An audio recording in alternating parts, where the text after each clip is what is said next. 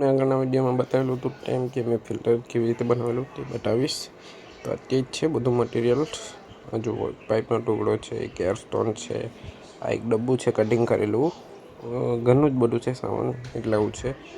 આ છે એક એર પંપ, આ સ્ટોન છે.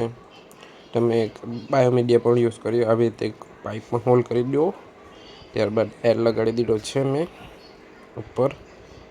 ત્યારબાદ આ પાઇપ જોઈન્ટ મારતો છે નીચે સ્ટોન લગાવવા માટે. આ પાઇપમાં આવી રીતે બબલ સ્ટોન ફિટ કરી દેવાનું હોય.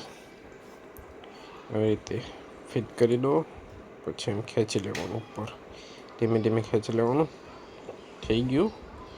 એવી રીતે આ રીતે ડબ્બું કટિંગ કરેલું છે મેં. નીચેથી પણ પાઇપના હિસાબે કટિંગ કરી લીધું છે. આ રીતે મૂકી દેવાનું.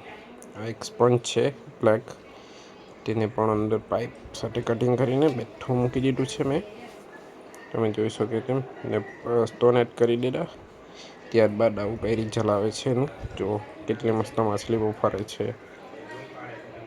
પાણી પણ એકદમ ક્લિયર રાખશે.